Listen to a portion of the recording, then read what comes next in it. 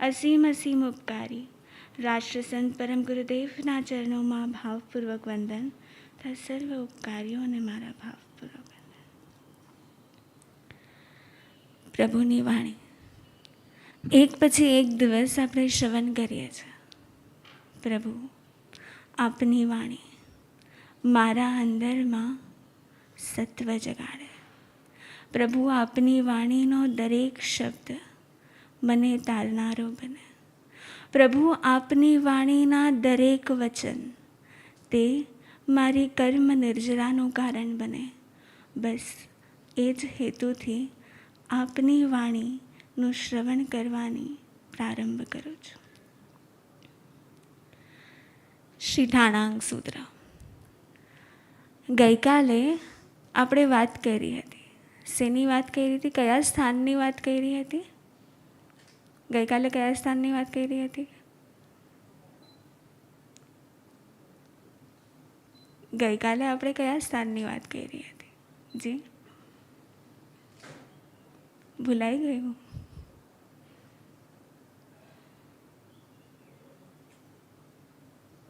ગઈકાલે આપણે વાત કરી હતી ભગવાને શ્રી ઠાણાંગ સૂત્રના બીજા સ્થાનમાં કહ્યું છે શબ્દના બે પ્રકાર હોય છે.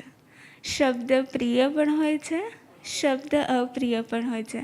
પણ તે પ્રિય અને અપ્રિય શબ્દ આપણને જે આપે છે તે વ્યક્તિ માત્ર શું હોય છે? ડિલિવરી બોય હોય છે.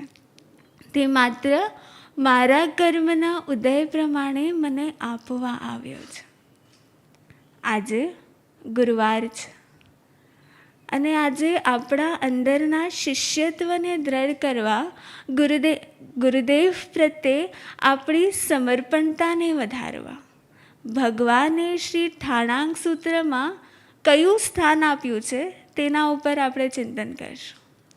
ભગવાને કહ્યું કે મરણ બે પ્રકારના હોય છે. મરણ એટલે કે મૃત્યુ બે પ્રકારના હોય છે. પ્રશસ્ત મરણ અને અપ્રશસ્ત મરણ. પ્રશસ્ત મરણ એટલે ધર્મયુક્ત મરણ અને અપ્રશસ્ત મરણ એટલે અધર્મયુક્ત મરણ. પ્રશસ્ત મરણ એટલે સમાધિયુક્ત મરણ અને અપ્રશસ્ત મરણ એટલે અસમાધિવાળું મરણ. પ્રશસ્ત મરણ એટલે જ્યારે ફેસ પર સ્માઇલ હોય તેવું મૃત્યુ અને અપ્રશસ્ત મૃત્યુ એટલે ફેસ ઉપર ડર હોય, અંદરમાં ભય હોય અને અંદરમાં મોહ હોય તેવા પ્રકારનું મૃત્યુ. તમે તમારા મૃત્યુનું શું પ્લાનિંગ કર્યું છે? તમારું મૃત્યુ કેવું હશે? પ્રશસ્ત કે અપ્રશસ્ત? પ્રશસ્ત હશે. પણ પ્રશસ્તમાં પણ કેવું હશે? ઇમેજિન કર્યું છે ક્યારે કેવું હશે? પાલકીમાં બેસીને ઇમેજિન કર્યું છે કેવું હશે? સંથારાપૂર્વક ગુરુદેવના સાનિધ્યમાં. હજી કોઈએ કંઈ અલગ વિચાર્યું છે? સમાધિપૂર્વક. હજી હાથમાં રજોરણ હશે એવું. મૃત્યુ પ્રશસ્ત હશે તેની ઇમેજિનેશન, તેની કલ્પના તો આ બધાએ કરી છે ને આ બધાએ એવી કલ્પના કરી છે જે પ્રશસ્ત જ હોય. પણ એક વાત આમાં કહેવા માંગીશ. જે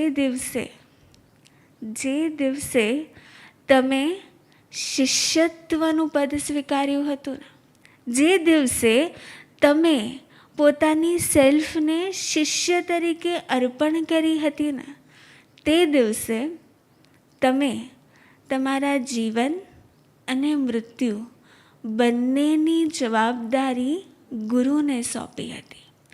જે દિવસે તમે મનમાં એવું ધાર્યું હતું અને ગુરુદેવ સામે પ્રગટ કર્યું હતું કે ગુરુદેવ હું આપને ગુરુ તરીકે ધારણ કરું છું, તે દિવસે તમે તમારા આખા જીવનની અને તમારા મૃત્યુની પ્લાનિંગ ગુરુના હાથમાં સોંપી દીધી હતી.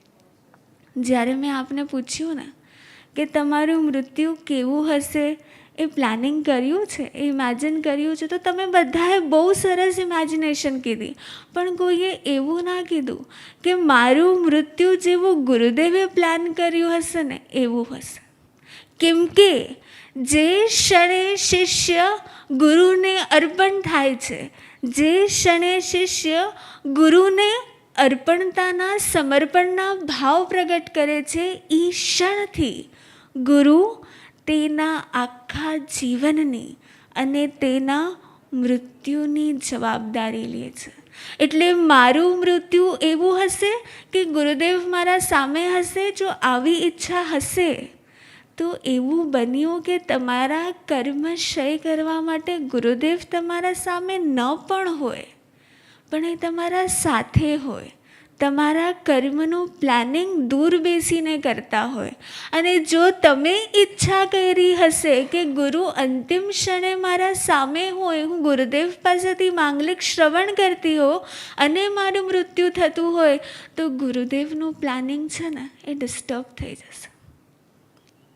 તો ગુરુનું પ્લાનિંગ ડિસ્ટર્બ થઈ જશે, કેમ કે એમને તો તમારા કર્મને બેલેન્સ કરવા હતા. છેલ્લી ક્ષણે પણ તમારા અંદરમાં રાગ પ્રગટ ન થાય ને એ પ્લાનિંગ તેમને કર્યું હતું.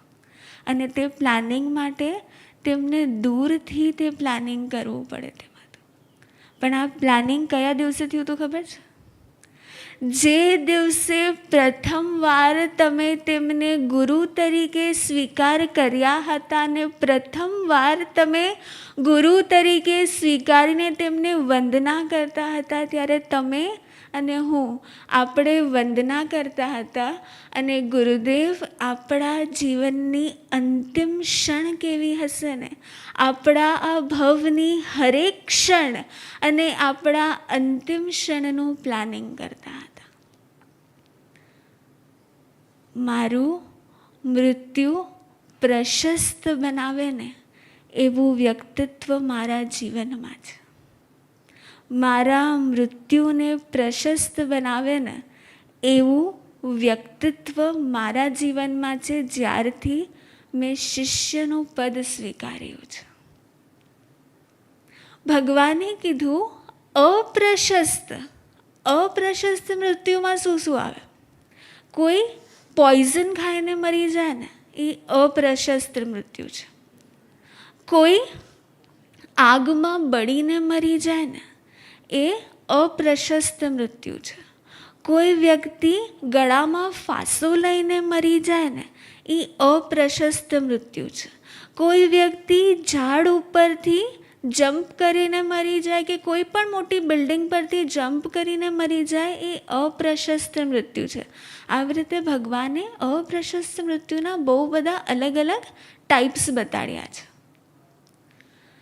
જે દિવસે જીવનમાં અણધાર્યું દુઃખ આવે, તમે બહુ જ ઉત્સાહપૂર્વક તમારા દીકરાના લગ્ન કરાવ્યા, ઘરમાં જે વહુ આવીને એ અને તમારો નેચર મેચ નથી થતો, એટલે રોજ સવારે ઉઠો ને અને ઝઘડા થાય છે, આખો દિવસ રાગદ્વેષ થાય છે. તમે શિષ્ય છો, આખો દિવસ રાગદ્વેષ થાય છે, હવે આમાં કરવું શું એ સમજાતું નથી. અને ત્યારે એ સમયે એક પણ વાર જો એવો વિચાર આવી જાય ને કે આના કરતાં તો, એક પણ વાર જો એવો વિચાર આવે કે આના કરતાં તો, એને બહારની દુનિયામાં એક શબ્દ કહેવાય. ગઈકાલે વર્લ્ડ સુસાઇડ ડે હતો અને એવું કહેવાય કે એવા સ્ટેટિસ્ટિક બહાર પડ્યા હતા કે દુનિયામાં હર 5મી વ્યક્તિને આપઘાત કરવાનું મન થાય છે અને હર 6ઠી વ્યક્તિ આપઘાત કરે છે. પણ એ 5મી વ્યક્તિમાં, હર 5મી વ્યક્તિમાં એકવાર પણ જો એક શિષ્યના મનમાં વિચાર આવે ને કે આના કરતાં આટલું દુઃખ છે, અચાનક ફાઇનાન્શિયલ લોસ આવ્યો છે, આટલું બધું દુઃખ આવી ગયું છે, આના કરતાં તો, જે દિવસે શિષ્યને આપઘાતનો વિચાર આવે ને એ દિવસે માનો કે તમે કોઈક વ્યક્તિને પોતાની સાડી કે પોતાનો ડ્રેસ ડોનેટ કર્યો. તમે પોતાની સાડી, પોતાનો ડ્રેસ કે પોતાનું શર્ટ ડોનેટ કર્યું છે. હવે 10 દિવસ પછી તમે જે ઝૂંપડપટ્ટીમાં કે જ્યાં ગરીબને ફૂટપાથ ઉપર જેને ડોનેટ કર્યું હતું એ જગ્યાએથી પાછા નીકળો અને એ વ્યક્તિએ તમારો ડ્રેસ, તમારી સાડી કે તમારું શર્ટ પહેર્યું છે. એને તે સાડી, શર્ટ કે ડ્રેસ પહેરેલા જોઈને શું તમને ક્યારે એવો વિચાર આવે આ તો હજી બહુ સારી સાડી હતી, પાછી લઈ લો એકવાર? ક્યારેય વિચાર નથી આવ્યો. એવો વિચાર ક્યારેય નથી આવ્યો. જે દિવસે તમે શિષ્ય રૂપે છો, શિષ્ય રૂપે હોવા છતાં જે દિવસે પોતાના કર્મનો ઉદય થયો છે, જીવનમાં અચાનક બહુ બધું દુઃખ આવ્યું છે અને તમને વિચાર આવે કે આના કરતાં તો મરી જવું સારું, એ દિવસે તમે ડોનેટ કરેલી સાડી પાછી માંગવા જાઓ છો. તમે ડોનેટ કરેલું તે શર્ટ પાછું માંગવા જાઓ છો. કેમ કે તમે તો તમારા મૃત્યુની જવાબદારી ગુરુના હાથમાં સોંપી હતી અને જે દિવસે તમને સ્યુસાઇડનો કે આપઘાત કરવાનો વિચાર આવ્યો ને, માત્ર વિચાર, તમે કરવાના તો નથી, માત્ર વિચાર આવ્યો ને, એ દિવસે તમે ગુરુદેવને કહેવા ગયા કે ગુરુદેવ, મેં તમને જે મારા મૃત્યુને સુધારવાની જવાબદારી આપી હતી ને એ જવાબદારી મને પાછી આપો. કેમ કે મેં આપઘાત કરવાનું વિચાર્યું છે. મેં આપ એટલે સ્વયં મારા મૃત્યુ, મેં જે મારું સમર્પણનું ડોર તમને આપ્યું હતું ને, એ સમર્પણનું ડોર પાછું લેવાનું વિચાર્યું છે. હવે એકવાર વિચારીએ, ક્યારે આવો વિચાર આવ્યો છે? એકવાર બહુ દુઃખ છે, બહુ હેરાન થઈએ છે અને એકવાર વિચાર આવી ગયો. એ દિવસે મેં મારી જવાબદારીને મારા હાથમાં પાછી લીધી છે. જગત માટે પ્રશસ્ત અને અપ્રશસ્તની ડેફિનેશન અલગ છે, પણ એક શિષ્ય માટે પ્રશસ્ત અને અપ્રશસ્ત મૃત્યુની ડેફિનેશન બહુ અલગ છે. આપણે પર્યુષણમાં વરુણ નાગ નટવાની વાત સાંભળી. વરુણ નાગ નટવાએ ધર્મક્રિયા કરી હતી. ધર્મક્રિયા કર્યા પછી સંગ્રામ લડવા ગયા હતા. એમના મિત્રને કાંઈ ધર્મ નહોતો આવડતો. સંગ્રામમાં બંને ઘાયલ થયા. એને પોતાનો કલ્યાણ મિત્ર માન્યો. સંધારાનો પાઠ આવડતો હતો? નહોતો આવડતો. છતાં પણ જે મારા મિત્રનું થાય તે મારું થાય, માત્ર આટલા વિચારથી તેને સંધારાના પચખાણ લેવાના પુણ્ય મળ્યા. એની આરાધના થઈ ગઈ. તેને શું જગતના બધા જીવોને, એને 84 લાખ જીવાયોની કઈ કઈ છે એ ખબર હતી? નહોતી ખબર. પણ મારા કલ્યાણ મિત્ર જે કરે છે તે મારું થાય. તેને 4 શરણા કઈ છે શું એ ખબર હતી? પણ જેનું શરણ મારો મિત્ર ગ્રહણ કરે છે તે મારું થાય. આપણા બધાના જીવનમાં કલ્યાણ મિત્ર છે, સદભાગી છે આપણે બધા. આ જગતમાં કરોડો જીવો મનુષ્ય રૂપે આપણને દેખાય છે. આ જગતમાં અનંત જીવો, તે અનંત જીવોમાંથી અલ્પ જીવોના જીવનમાં કલ્યાણ મિત્ર હોય છે. જો આપણને કાંઈ નહીં આવડે ને તો ચાલશે, પણ મેં જે ડોર સમર્પિત કરી છે ને, મેં જેના ઉપર શ્રદ્ધા રાખી છે ને, એ વ્યક્તિએ મારું પ્લાનિંગ કર્યું છે. હું સાચું કહું છું ને હર્ષિતાબેન? માળી આટલા મોટા ઉંમરના થાય, અમેરિકામાં બેઠા હોય અમેરિકામાં બેઠા બેઠા પણ તે નિશ્ચિંત હોય, કેમ કે મેં ગુરુદેવને કહીને રાખ્યું છે કે મારી અંતિમ ક્ષણ જ્યારે આવે ને ત્યારે તમે મને આરાધના કરાવી દેજો. વારંવાર ગુરુદેવને પૂછાવે કે ગુરુદેવ શું મારી અંતિમ ક્ષણ આવી છે? ગુરુદેવ કોઈ જવાબ ના આપે, છતાં પણ સંભાવથી રહે. એક દિવસ અચાનક ગુરુનો નિર્દેશ મળે અને અમેરિકાથી ઇન્ડિયા આવે. ઇન્ડિયા આવીને ધર્મ આરાધના કરે. આખી રાત બધા મહાસતીજીઓ અમે બધા એ ચિંતનમાં હોઈએ કે અડધી રાતના જો કંઈ થશે તો. પણ એ ચિંતા ગુરુદેવને ના હતી. કેમ? કેમ કે તેમને ખબર હતી. કયા દિવસથી ખબર હતી? જે દિવસે પહેલી મનમાં ગુરુ રૂપે ધારણ કર્યા હતા, પહેલી વંદના કરી હતી ને, તે દિવસે ખબર હતી કે આ અંતિમ ક્ષણની પળ ક્યારે આવશે.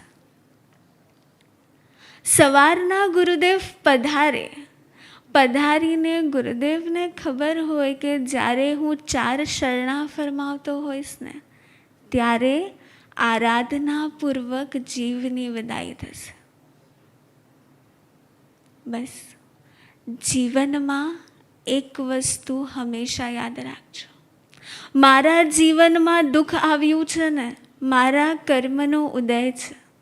મારા જીવનમાં અશાંતિ આવી છે ને, મારા કર્મનો ઉદય છે.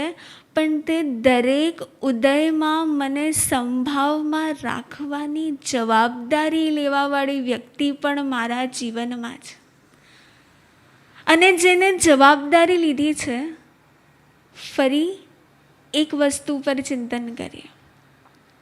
નાની જવાબદારી છે કે બહુ મોટી જવાબદારી છે? બહુ મોટી છે એવું બધા કહે છે. એકની જવાબદારી છે કે આવી હજારોની જવાબદારી છે? આવી હજારોની જવાબદારી છે. અને જો મારા જીવનની, મારા મૃત્યુની, મારી કર્મ નિર્જરાની, મારી સદગતિની, ભગવતી સૂત્રમાં ગૌતમ સ્વામી પ્રભુ મહાવીરને પૂછે કે પ્રભુ આ વરુણ નાગ નટવા અને એનો મિત્ર બંને મૃત્યુ પામીને ક્યાં પધાર્યા? ભગવાન કહે મૃત્યુ પામીને બંને આરાધક બનીને દેવગતિમાં પધાર્યા. પછી ભગવાને કીધું કે દેવગતિ પછી તેઓ ફરી મહાવિદેહ ક્ષેત્રમાં જન્મ લેશે અને મહાવિદેહ ક્ષેત્રમાંથી વરુણ નાગ નટવા અને તેનો બાલમિત્ર બંને કર્મની નિર્જરા કરીને સિદ્ધ, બુદ્ધ અને મુક્ત થશે. બંને સિદ્ધ, બુદ્ધ અને મુક્ત થશે. તેના મિત્રને કાંઈ નહોતું આવડતું.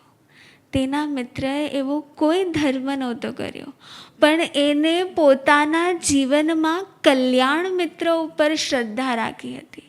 અને તે શ્રદ્ધાના કારણે તે નેક્સ્ટ જ ભાવમાં મોક્ષ પામવાનો છે. મારા જીવનની, મારા કર્મની, મારી કર્મ નિર્જરાની, મારા મૃત્યુની, મારી સદગતિની અને મારા મોક્ષની જેને જવાબદારી લીધી છે ને, તેવા ગુરુ મારા જીવનમાં છે.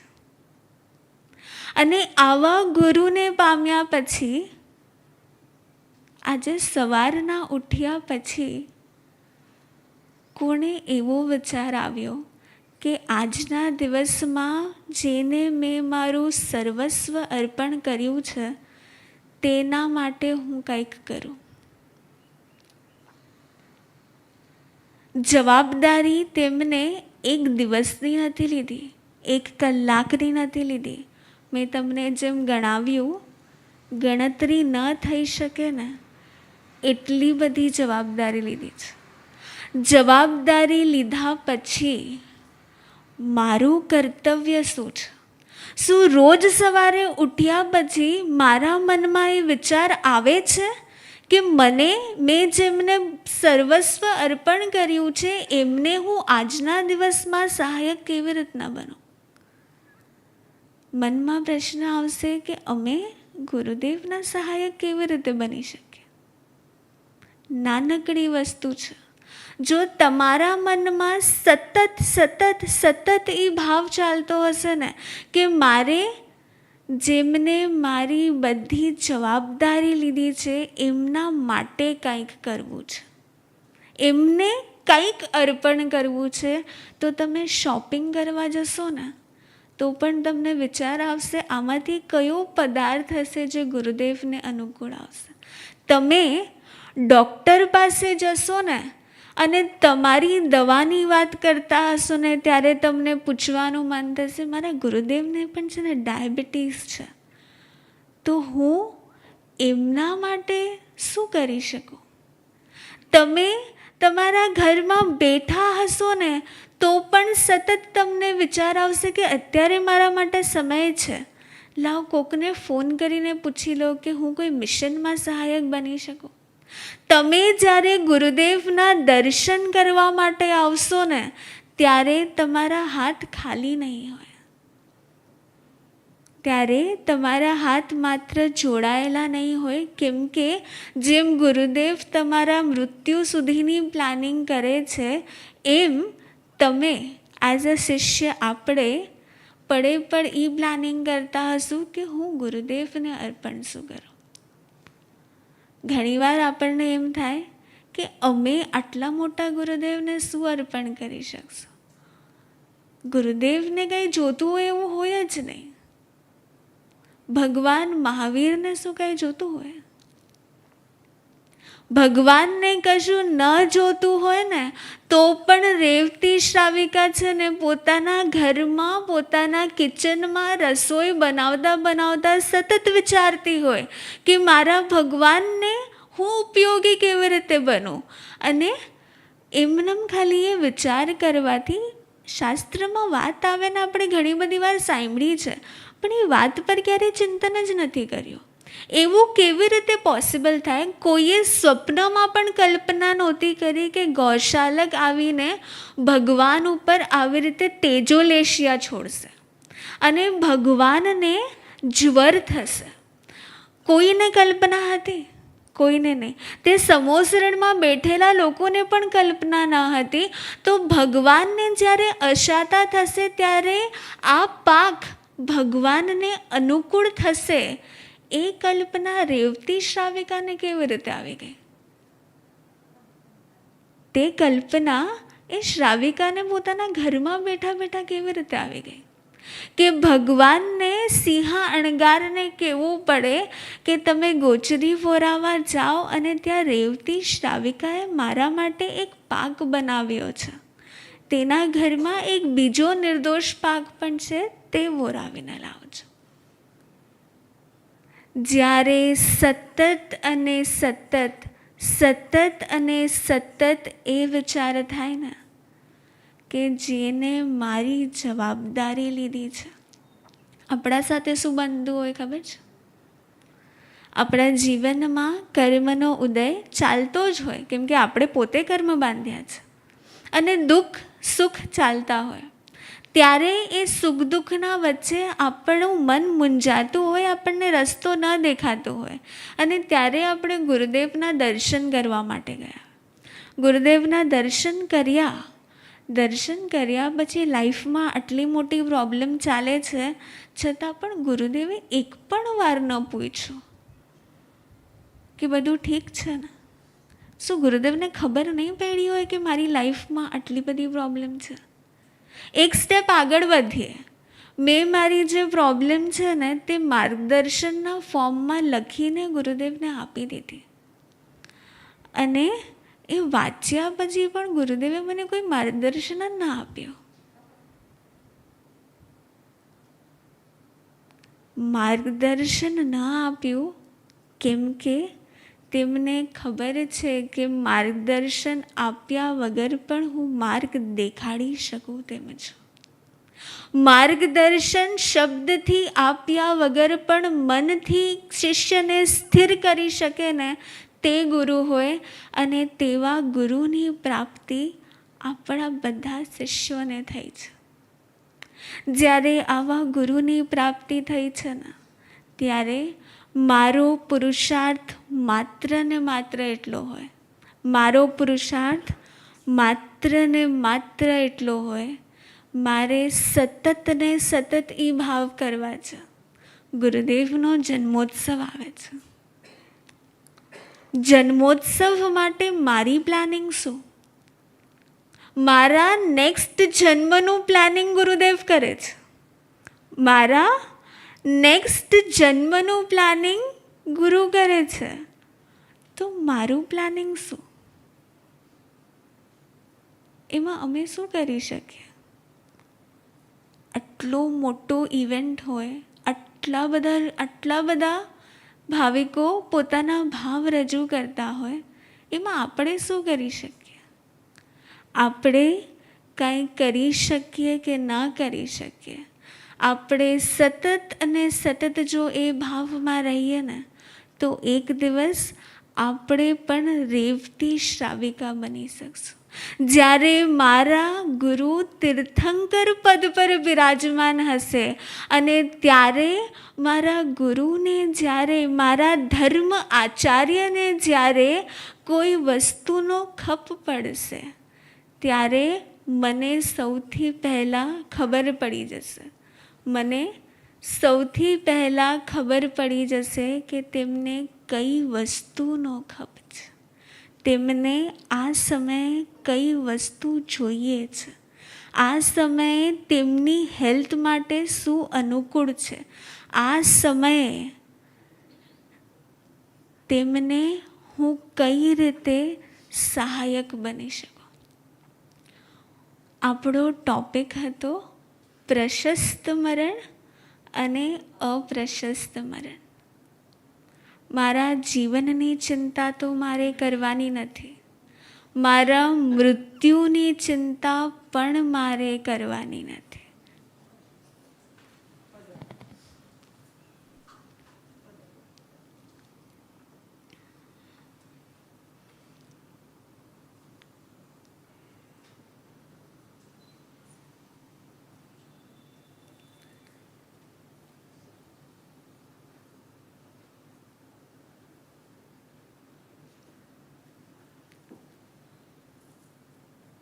મારા જીવન અને મૃત્યુની જેમને જવાબદારી લીધી છે, સતત ને સતત જે મારા કર્મોને ક્ષય કરવાની જવાબદારી જેમને લીધી છે, સતત અને સતત મને સંભાવમાં રાખવાની જવાબદારી લીધી છે, માટે હું નિશ્ચિંત છું કે મારું મૃત્યુ તે પ્રશસ્ત મૃત્યુ જ હશે. માટે મારો સંકલ્પ છે કે મારા અંદરમાં ક્યારેય તે જવાબદારીને, આપેલા ડોનેશનને પાછા લેવાની વૃત્તિ નહીં આવે. મારા અંદરમાં ક્યારે પણ સ્યુસાઇડના વિચાર નહીં આવે. મારા અંદરમાં ક્યારે પણ તે જવાબદારીની ડોરને કટ કરી દેવાના વિચાર નહીં આવે. અને આ વિચારની સાથે ક્ષણે ક્ષણ આપણું શિષ્યત્વ શ્રેષ્ઠ થતું જાય, આપણું શિષ્યત્વ તે શ્રેષ્ઠતાને પામે તેવી વિનંતી આપણે ગુરુદેવને કરીએ.